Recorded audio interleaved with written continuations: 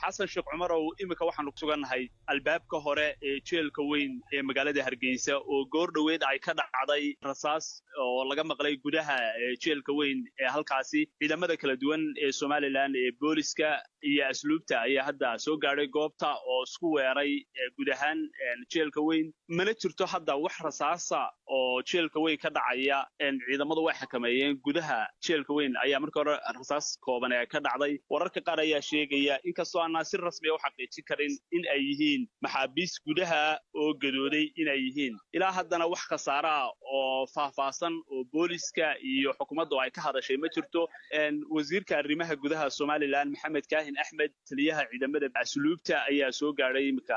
jeelka weyn ee magaalada Hargeysa gudaha ayay galeen wax faahfaahinana ilaa hadda may bixin sababta keentay